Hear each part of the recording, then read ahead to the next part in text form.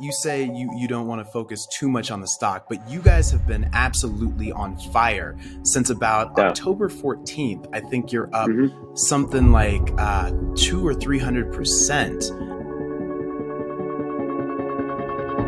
What got folks so excited about the stock in October? I think it's since October 14th, you are Right. up Well, 220%. okay. Well, that's good detail. I know most KPIs. That one I did not know, so it's good to know. Um, look, we uplisted to the NYSE on October 10th. So that's why you've probably seen that run. Streaming, obviously a very important category today. I think really the company sits uniquely at the intersection of three major trends. That's probably what it all comes down to. The first, obviously, is the secular decline of television viewing. What that means is that there are folks that are watching television on cable, and that ecosystem has been shrinking for the last 4 or 5 years. And I think you will see an Yeah. acceleration of that move from traditional television to streaming. We are the That's true, but closest. but David, I gotta interrupt you there because all Yeah, these of things course. have been true since you launched the stock, and there was some initial excitement and interest, but it's just absolutely taken off since October since you made that move. So has anything happened specifically since then? Well, so that's what I was saying. You have three trends. The first is this secular decline of television. The second is the shift of TV ad dollars to connected devices, where we're obviously a huge beneficiary of. And the third is online wagering. Given our sports focus, we have over 50,000 sporting events, everything from, as I like to say, ultimate frisbee all the way up to the Super Bowl. Those three trends together, create a lot of tailwinds for us. And our third quarter numbers were extremely solid. We took in about 11% of net additions. That's up from 4% of net additions in our competitive landscape. So that's probably why you're seeing the enthusiasm from investors and our customers, which obviously is most important. Yeah, and also you've got some big fans on Wall Street. I think recently Wedbush upped their price hmm target to about $40 a share, and you've had a couple new companies that have been taking a look at a couple new, I should say, advisory firms or Wall Street firms taking a look at your stock and saying they like what they see. So that's definitely been a big part of it too. Want to talk to you about what you just said. Your sports offerings are incredibly rich and diverse. How do you hmm deal with the rights? Because that's obviously an expensive proposition to get the rights to broadcast something like the Super Bowl or La Liga or things like that. Right. So how do you all Yeah. deal with that? So as you said, it's expensive, and historically, I mean, Fubo it'll be 6 years old on January 8th of 2021. So very young company relative to a Netflix, which is 20 years old, or a Yeah. Spotify 20, or a Roku's 20 years, right? Uh, it is expensive. We started our service at $5.99 5 years ago, 5.5 years ago, and we have increased the price to $60 over that period of time, continuing to add more and more sports content, improving the breadth and the quality of sports. So it is expensive, Mhm. but we amortize sports over all of our base, right? Whereas in cable, maybe 40% or 50% of people watch sports. And so when cable raises prices, the impact is very different than when Fubo raises prices. But we have deals with Hmm. broadcasters and we have deals with leagues directly, such as the NFL Wait, for NFL Network and Red Zone. So talk to me about that. You say it's different than cable in terms of when you raise your rates. How is it different? Well, because we started out with very very limited subset of content. We launched as a soccer service, and we had roughly about 50 to 60 games. Over time, we now have over 850, I think, local television stations up and running across the United States, across the big four: Fox, NBC, CBS, and ABC. We also now have over 110 channels in our basic package. We have over 200 channels all in, and we have the largest college football package in the United States, the largest soccer package in the United States. So that has allowed us to, attract more and more customers. Allows us to amortize the cost of all sports over, a base that really cares about sports. That is the real difference. Whereas cable, some portion of their total base loves sports. And so when Right. you raise something $5, half your customers say, "Wow, that's great! I get to keep my local, Yankees or Red Sox." the rest of the base is saying, well, this is getting too expensive for me. That is not the Yeah. type of customer we're dealing with. So that's a really powerful, opportunity that we have. So it's basically you're catering to those super sports Yes, fanatics. And that's why right, they're willing to pay $60. Because I know some folks would say that $60 price tag, part of the thing that's made Netflix such an explosive stock over the years is that they've kept their rates so low that the barrier of entry is very low. What is it that's right. making investors say, you know what, at $60, Fubo TV still explosive, great growth Yeah. opportunity? Because I have to imagine the universe of sports fanatics has got to be limited. Well, look, I mean, if you think about the number of people that watch ESPN across the cable ecosystem and the number of sports fans in general, you still have 55 or 60 million households.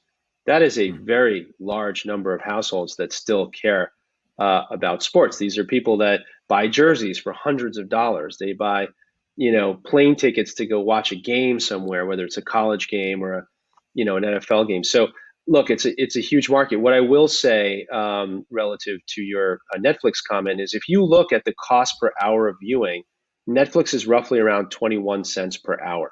That's the Hmm. cost to a customer because the average customer is watching about 50 hours based on the research that we've done per month. The average customer on Fubo is watching 121 hours a month Oh, wow. as of third quarter. So when you take that number and you divide that by the $60 package, you get somewhere in the 50 cents range.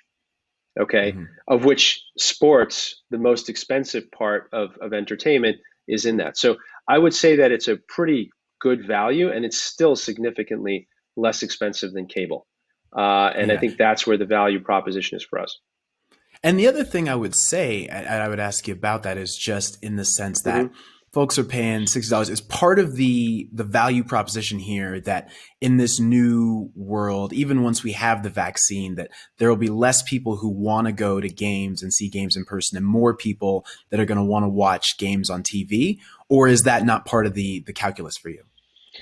Look, it's not part of the calculus because if you think about a stadium, you're talking about, if it's an NFL stadium, it's 80,000 people. If it's a soccer stadium in the US, it's 20,000 people.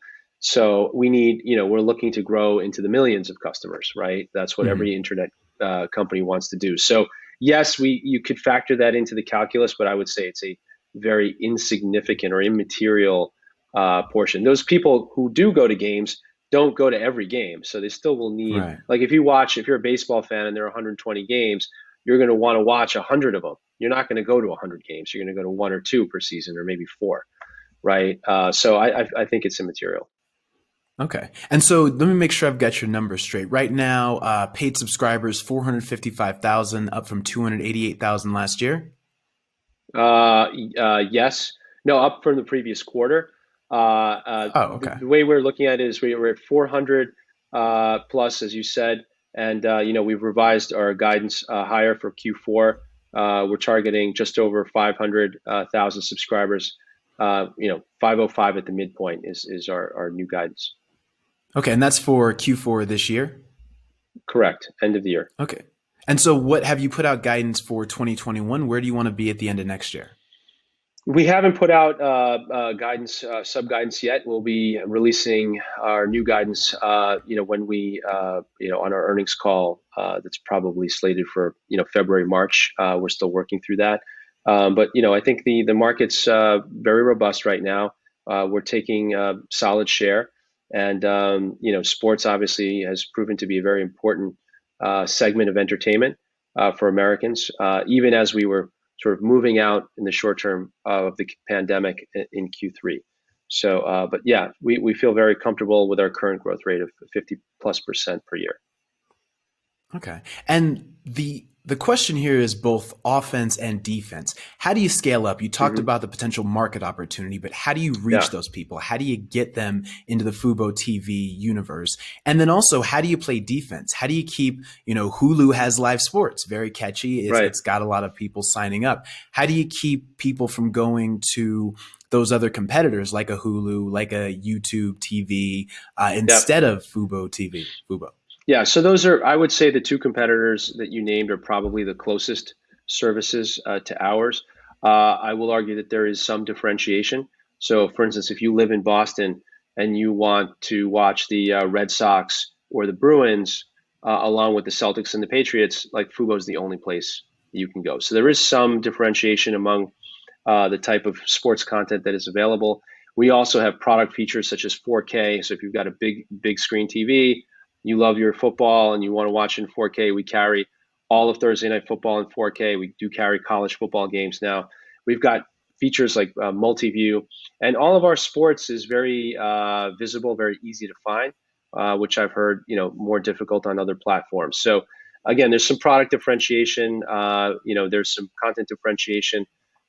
It's a different service, and we cater towards a very specific fan, whereas our competitors are probably a little bit more general entertainment, meaning some sports, some movies, some TV series. Okay. And you've also talked a little bit and spoken a little bit about the opportunity for Fubo in sports wagering. Sports betting is Yep. obviously blowing up. Barstool is getting into the game. Yep. DraftKings has their stock has blown up. Can you talk to me about what you guys are doing in that space? Sure. Well, we recently announced an acquisition of Balto Sports, which allows us to get into the free-to-play segment, and we're starting with Pick'ems games.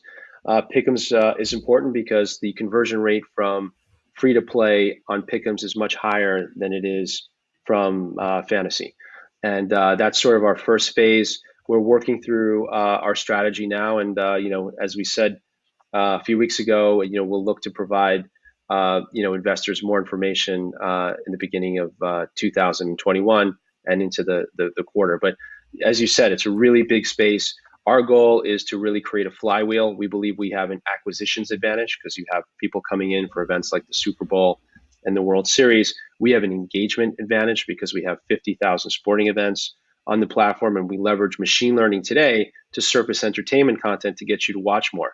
We think we can repurpose that to follow the types of bets you make. And we can tell you, well, if you like to bet on field goals, can we show you 11 games that are about to go into field goal mode? So we feel like this is really going to enhance the video experience. And last but not least, we think that this really gives us a monetization advantage because the more people watch because they're looking to bet, the more advertising we're selling as well. And so that's the Right. flywheel we're looking to develop in 2021 and beyond. And can you talk to me just a little bit about that advertising? Because that's obviously a part Yeah, of your it's your big. profit generation model. How do you guys get additional, because there's ads on the sports, and so Mhm. where are you all putting ads and how are you leveraging that? Yeah, so our deals with the media companies are the same deals that are done with the Charters, the Comcasts of the world, where you get the 2-minute local avails in every linear channel. So call it about 20% of the inventory, roughly per hour, is allocated to us. And so what we do is when the stream comes in, we get an ad mark that tells us, okay, you can insert here, and before that gets to you we're doing server-side ad insertion. So we're talking milliseconds. So when you're watching TV, you never see a loader, which is obviously quite nice.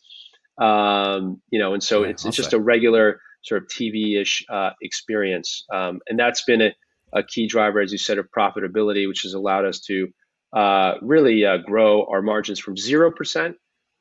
In December of last year, we've grown at about 3% in Q1, and we hit just over 5% in Q2, and normalized roughly around 10.5% for Q3. So ads certainly an important piece. It's similar to Roku. The whole business is based on connected TV advertising, and again, we have the numbers of people that are watching on connected devices, and coupled with the number of hours, is really allowing us to really drive ad sales. Yeah, no, I can see why your stock is going through the roof. Plus, you guys Yeah, got that Floyd Mayweather cosign. How'd you get yeah. connected with Floyd?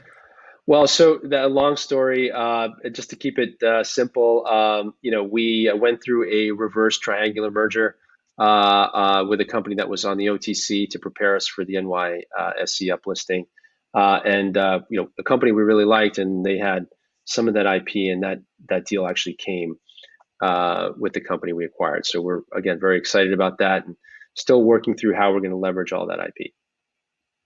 All right. Well, that's very interesting. Very last question I'll ask you, David, Yep. is about potential for exclusives. Is Fubo looking to do exclusives? Have exclusives like NBC and the NFL, things like that? Is that something you guys are looking to pursue? Look, I will. Let's just say that these are things that we should be looking at. I think my goal has been from the inception is to create enough optionality for the company, and that actually worked out well during the pandemic, where we didn't have sports, but we had an entertainment package that was large enough to retain a lot of our customers and really grow our ads. So I don't think it's unreasonable for us to think about that going forward. Okay, I'm going to take that as a yes, right? That basically is a yes. You think that's going to happen? Like I said, everything's always on the table, All right, I was trying to get right? you to break some news here on the Voices of Wall Street I podcast, man. know, I know. Gotta give me something here. Yep. All Well, right. we'll talk next time, and Jen will probably provide you a better time for us. We're in a quiet period right now, so Okay. All right. Well, we'll get you in the loud period. yep, David Gandler, co-founder yep. and CEO of FuboTV. Thanks so much for being with us. Dion, thank you very much. It's a pleasure.